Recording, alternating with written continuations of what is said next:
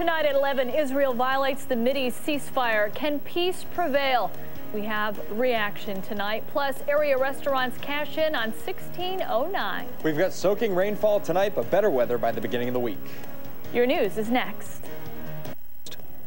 The fragile ceasefire in the Middle East is stretched thin tonight. We talk with a man who knows how terrorism is born, and tonight he shares his thoughts on a path for peace.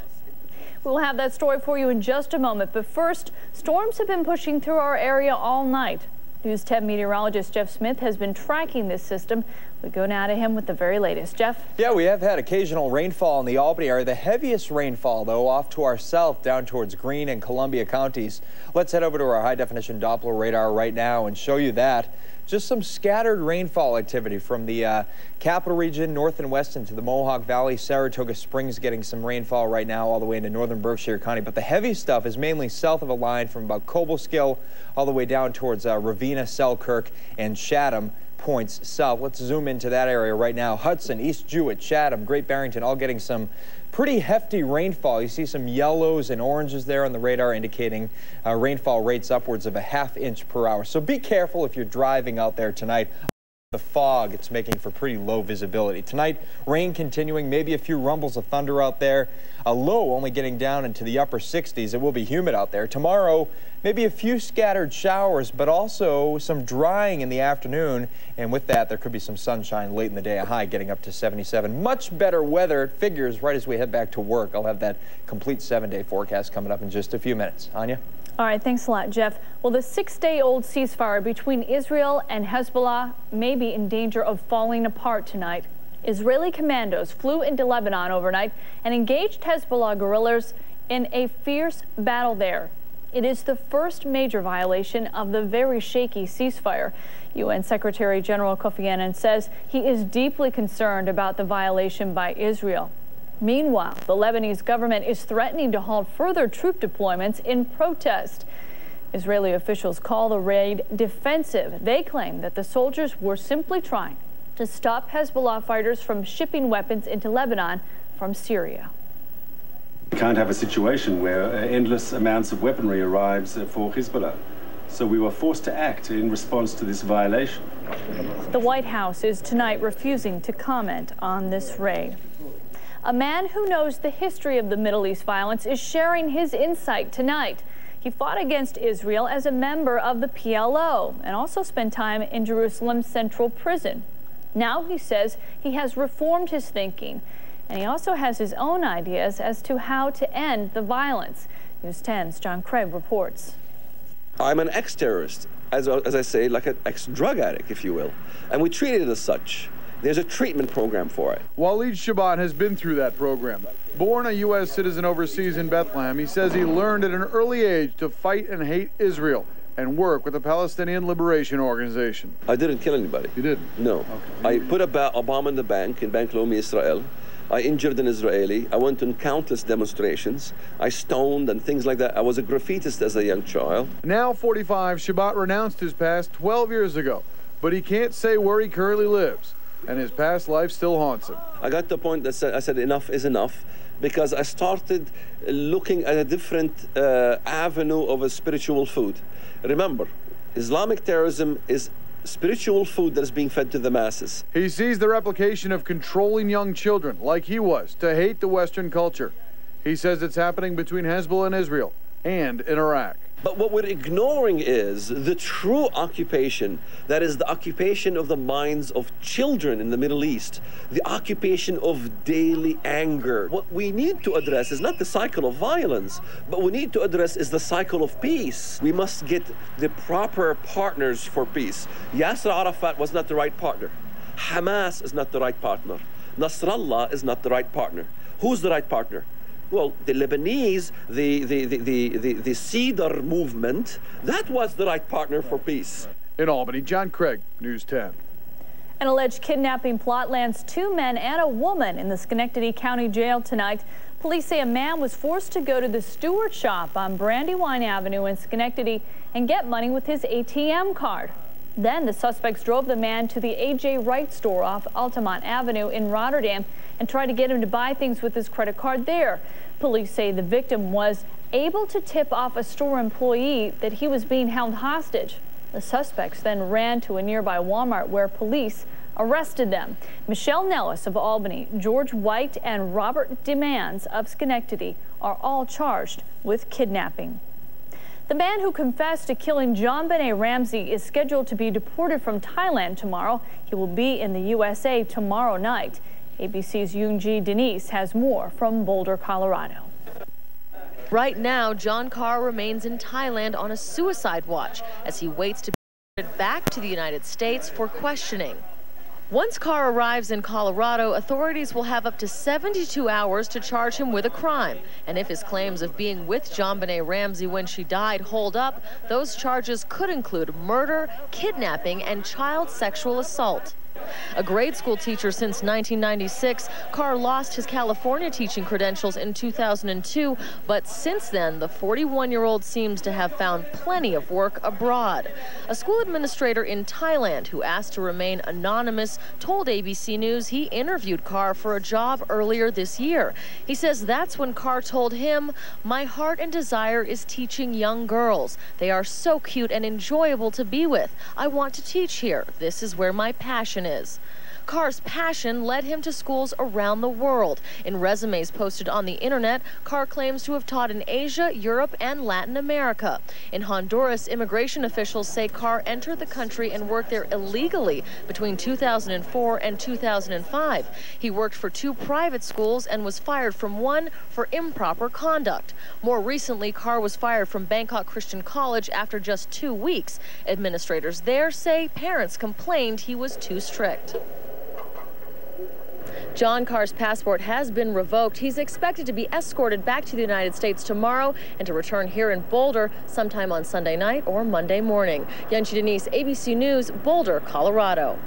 A 17-year-old Scaticoke girl is dead following a 2-car accident. Police say it happened just before 10 o'clock last night on Stillwater Bridge Road. They have identified the victim as Carissa Fajan. The second person had to be taken to an area hospital by MedFlight. Officials are not releasing any other information at this time. Well, 36 drivers are in trouble tonight after being caught by police using high-tech scanning devices. It's an update to a story we brought to you last night when police along the Green Island Bridge grabbed up disobeying drivers with something called a license plate hunter. It scans plates from all 50 states and instantly runs them through the DMV's database. Officers say 8 people were arrested for DWI, 16 others for unlawful possession of marijuana. 2 weeks ahead of schedule, and all 524 miles of the Erie Canal are now open. Locks 9 and 10 in Schenectady and Montgomery counties were scheduled to be back open as of 7 a.m. It took 12-hour days, 7 days a week to restore the locks after flooding shut down sections of the canal along the Mohawk Valley. Well, it's a blessing for restaurant owners and food lovers, but every good thing must come to an end. Restaurant Week in Albany reached its final course tonight. The event is a bargain, 3-course meals in some of Albany's hottest eateries for just $16.09. That was the year the city was founded. At Jack's, the waitstaff was shuffling to get everyone their drinks and their meals. Here, Restaurant Week is seen as a big boost for downtown. We think it's great. Yeah, people really appreciate the great deal, and it brings them down here so we can please them, and it's great for everyone, great for downtown. Rosenstein says it's so good for the area that he often encourages other restaurant owners who are not involved in Restaurant Week to get in on everything that goes on. Historic preservationists are trying to hit a home run tonight in a game that wasn't just about fun. Players out on the diamond were taking part in the first ever historic Albany Foundation Softball Classic. The game is being played as part of the group's Committee 150. It's a capital campaign hosting 150 events to raise money to restore St. Joseph's Church in Albany, which is this year celebrating its 150th birthday. St. Joseph's Church has really been part of Albany's skyline since the late 19th century, or mid to late 19th century. And if our efforts are not successful, a very important piece of Albany's visual architectural history will be lost. The Historic Albany Foundation would eventually like to find a developer to take over the building and make it a place for the entire community. Baseball was also on the minds of some kids in North Greenbush today. At the Children's Museum of Science and Technology, Little Leaguers learned about the physics of baseball. Among the teachers were a trio of pitchers from the Tri-City Valleycats who taught them how all the pieces work when throwing or hitting a baseball. My coach back at Little League said no curveballs for me because your body hasn't developed yet, and I think a good age for that is the middle of high school, sophomore, junior year, when your high school coach can really help you out. Everything about pitching is so broad, whether it's mechanics or different pitches and whatnot, and we'll give them just the basics. The mission of the museum is kids to explore, discover, and imagine. Well, if you don't succeed at first, try again. It's a motto some automakers appear to be following tonight, but will it help you save money at the pump? That story coming up. Plus, former President Clinton hits the big 6-0, how he feels at this age. And you'll need an umbrella tomorrow morning. Jeff has a storm tracker forecast when News 10 at 11 returns. And now, your News 10 Storm Tracker forecast with meteorologist Jeff Smith. Pretty wet night out there. We have a soaking rainfall across much of the area. All good things must come to an end, right? That nice weather coming to an end quickly during the day today. Tomorrow not looking as bad as tonight. Let's check out that forecast first for your Sunday. 69 at 7 o'clock in the morning. Some rainfall continuing, but in general during the day I think we're going to tend to dry out. 72 by noon, cloudy skies continuing, maybe some sunshine by 5 o'clock. Temperatures in the lower and middle 70s. Let's head over to our high definition Doppler radar right now and show you where the heaviest rainfall is indeed located. It's mainly off to the south of Albany, following pretty much the line here of Columbia and Greene counties all the way into southern Berkshire County. Great Barrington getting some heavy rain right now. Hudson, Chatham, all the way into sections of the Catskills. This is all moving off to the east right now at about 20 miles per hour, and it will continue to overspread Berkshire County. Right now, the rainfall in the immediate capital region is pretty spotty. Occasionally, you'll get a downpour, and at other times, it'll be mainly dry out there. So that's have for much of the night tonight. I think mainly Albany southward is going to be getting the heaviest rain. Let's head over to our radar picture regionally right now and show you the rainfall. A lot of green on the map here, some yellows embedded as well, indicating that heavier stuff. We're still watching some thunder showers out here just south and west of Syracuse. They might try to expand and move into areas north and west of Albany where you haven't gotten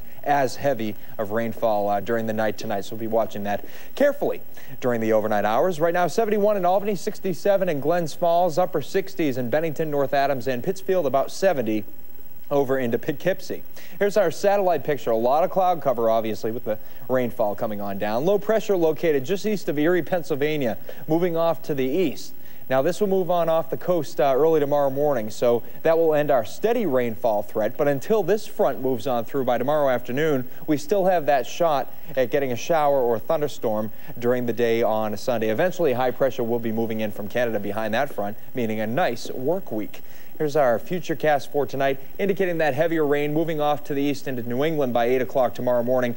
Our rain starts to taper off by then. Our wind will also switch into the west, which is a much drier direction, so that by tomorrow afternoon, we'll get a little bit of partial clearing in there, but also still that chance of a shower or a storm with the heating of the day. 1 o'clock in the morning, 70 in Albany, 73 in Hudson, and that temperature really not falling too much tonight. 70 by 8 o'clock in the morning in Albany, probably only getting down into the upper 60s for your lows. 3 o'clock, 77, 80 in Hudson, 73 over in Pittsfield. For tonight, rain showers, a few scattered thunderstorms out there. Low temperatures in the upper 60s, wind south at about 10 miles per hour. Tomorrow, mostly cloudy, scattered showers around, although later on in the afternoon, we'll see a little bit more on the way of sunshine. 77, wind west at 10 to 15. And here we go, Monday right through Friday, looking nearly perfect. 81 and 82 for Monday and Tuesday, respectively. We cool off after that, though. A little cool front will move on through late Tuesday. With that, there could be a sprinkle or a shower up in the North Country, but by Thursday, we're only 75 for your high after a morning low of 54, back up into the upper 70s by Saturday. And, of course, all this information available right on your cell phone, the News 10 mobile storm tracker. You can sign up for that on WTEN.com. So we get the rainfall tonight. Tomorrow, not looking like a total washout. And then after that, perfect, right, as we head back to work. Yeah, it looks really nice for the work week and also up at Saratoga. Yeah, for all the races, nice. right? Yep, thanks a lot, Jeff. Well, okay, say it isn't so. Many people are saying that tonight. The Altamont Fair is coming to an end this weekend. The 5-day event wraps up tomorrow, and organizers estimate between 125 and 150,000 people have packed the fairgrounds this year. You can, of course, find great food, music, and carnival rides. Just a couple of reminders. Tomorrow is Northeast Country Music Day, and veterans get in free with an ID. Admission for everyone else is $12.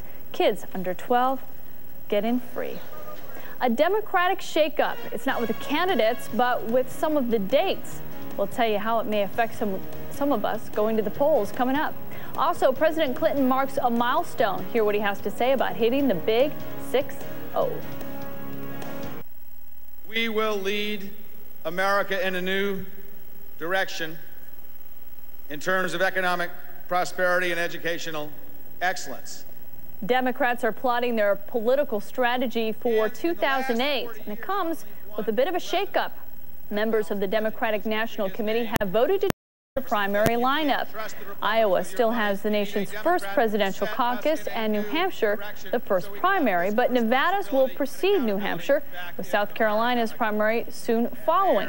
The idea is to give Hispanics and blacks a bigger role in the earlier stages of a presidential nomination process, which has long been dominated by Iowa and New Hampshire.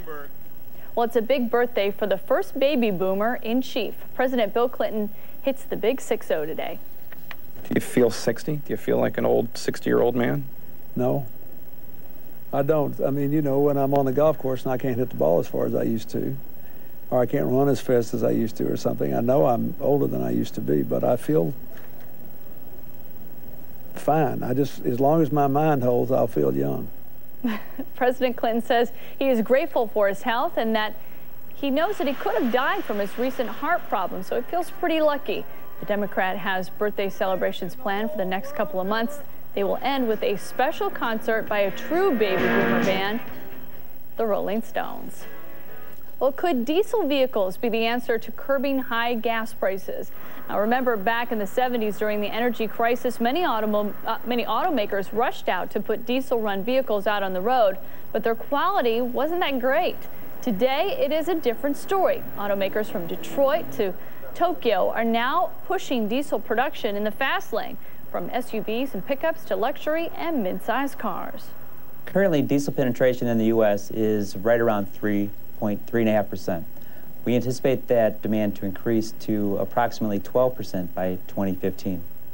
Automakers say the new diesels can save you up to 30% at the pump and that they are much quieter and cleaner than they used to be. Coming up next on News 10, your Lotto and Take 5 drawing. And then in sports, the New York Mets celebrate a glorious past with a class reunion of the year 1986. News 10's Jamie Say has all your details. Tonight's Lotto drawing is brought to you by the new Ford Fusion. Good evening, I'm Marissa Rodriguez. Welcome to the live Lotto and Take 5 drawings for Saturday, August 19th, being observed by an auditor from KPMG. The Lotto numbers to win or share a jackpot of $8 million are 58, 32, 9, 24, 10, 22, and bonus number 38. Making tonight's winning Lotto numbers 58, 32, 9, 24, 10, 22, and bonus number 38. Now for tonight's Take 5 drawing. Tuesday's Mega Millions jackpot is $49 million. Tonight's winning Take 5 numbers are 31, 21, 34, 22, and 10. Making tonight's winning Take 5 results 31, 21, 34, 22, and 10. Have a great night. Now, sports with News 10's Jamie Say. The wet weather interrupts the Babe Ruth World Series today at Clifton Commons. The host team, Clifton Park, was rained out. They'll make up their scheduled game with Waite Park, Minnesota, tomorrow morning at 10:30. The other local team, South Colony, hit the diamond this evening against Youngstown, Ohio. Maroon and gold prominently displayed. The visitors from Ohio strike early, first inning, a line drive to center. That brings in 2 runs. However, the game was called due to rain after 2 innings, with South Colony and Youngstown tied at 2.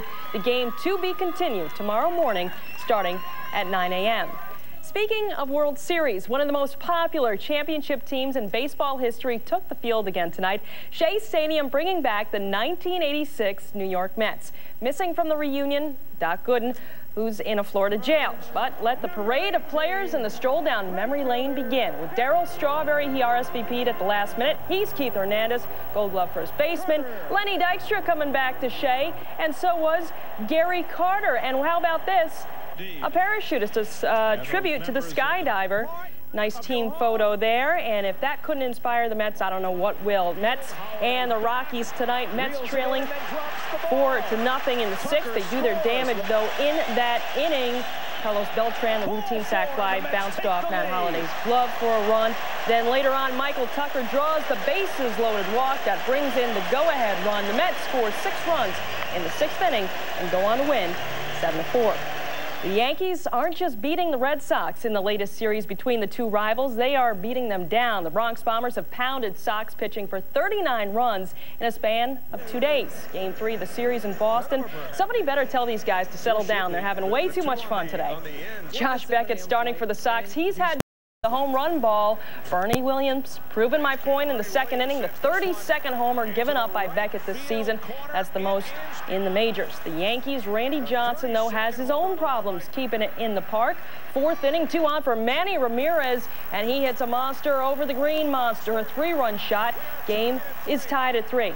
The Yankees take the lead in the 6th. Beckett walks Alex Rodriguez with the bases loaded, forces in the go-ahead run.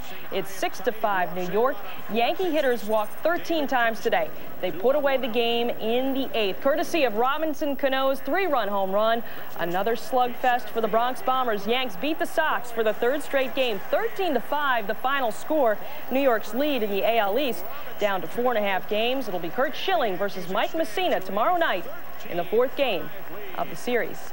Valleycats breaking out the brooms tonight at Joe Bruno Stadium. Tri-City going for a 3-game sweep of Hudson Valley. Cats jump out early. 1st inning, Eric Taylor sends a single to center field. Orlando Rosales coming around from 2nd. He's safe. 1-0 Cats. Starting pitcher Brian Hallberg keeping Hudson Valley guessing, gets the strikeout in the 2nd inning. Hallberg picks up his 3rd win as the Valleycats complete the sweep 4-3 over Hudson Valley. The 3-year-old Phillies take center stage at Saratoga today in the $600,000 Alabama Stakes, the Grade 1 feature race going 1.25 miles. Tom Durkin's got the exciting finish. It's still teammate Cordelia Velasquez asking her for everything she has. Pine Island gains ground with every stride to win the Alabama. The favorite, Pine Island, avoids the upset from 15-1 long shot teammate Javier Castellano aboard Shug McGahee's winning filly. She pays $430 to win.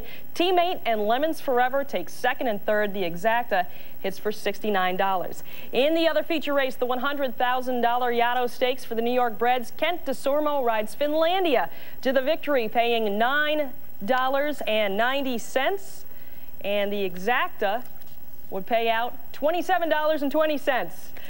All right, going head-to-head with Tiger Woods in the final round of a major might be scarier than the movie Snakes on a Plane. That's what Luke Donald faces tomorrow in the PGA Championship. He and Tiger share the lead after 3 rounds. Tiger 11-0 when leading a major after 3 rounds. Defending champion Phil Mickelson played well with 4 birdies on the front 9. He's 8 under for the tournament, tied for 8th. 6 shots behind Woods. He takes over the lead on the back 9. Nice shot out of the bunker on 14th. He would birdie the hole. Then on 17, Tiger sinks his 8th birdie of the day. Woods cards a 7 under 65 to go to 14 under. However, he could not shake Luke Donald. He plays bogey-free today, nails a birdie on 17 to tie Tiger at the top of the leaderboard. Those two tee off tomorrow at 1:50. NFL preseason, the Redskins hosting the Jets. The Jets looking for a solution to their deficiency at running back. Could a former college quarterback be the answer, Anya Tucker? Check it out. Second quarter, rookie Brad Smith on the reverse breaks loose. Nothing but real estate. He was a QB at Missouri a year ago. How about the 60-yard touchdown run? Jets get their first preseason win, 27-14 over Washington. New England also gets their first preseason win, 30-3 over Arizona. Okay. All right, thanks a lot, Jamie. We will be right back with a look at tomorrow's forecast. Today's rain was just not enough to keep folks away from a very hot event at the Saratoga Racecourse. Takes a little love to make a chili like this. The 11th annual Traverse Festival got cooking with its traditional chili cook-off today. The event draws large crowds not only from our area, but from all over the country. The cook-off raises money for BEST, the Backstretch Employees Services Team. Yeah, you know, not too bad. I saw a lot of people out today. It was a little bit of drizzle here and there, but it wasn't too bad. At my previous station in West Virginia, we went to a chili judging contest. Ooh, that sounds so we like did fun. judge chili, and the anchor from the competing station said, here's some bread, because the chili was so hot. Ended up being jalapeno bread. Nice. Let's check out our... always got to watch out for your competition. I know. Let's check out our forecast for tomorrow. Couple of showers in the morning at 7 o'clock, 69, cloudy at noontime, 72. Maybe some clearing by late in the day, 73 degrees, so sunshine not out of the realm of possibility by late tomorrow. A lot of sunshine, definitely from Monday right through Friday. 81 and 82 for Monday and Tuesday, respectively, cooling off into the 70s by Thursday. Lows getting back down into the cool 50s. Other than that, really nice week. Thanks a lot. Thanks for watching us.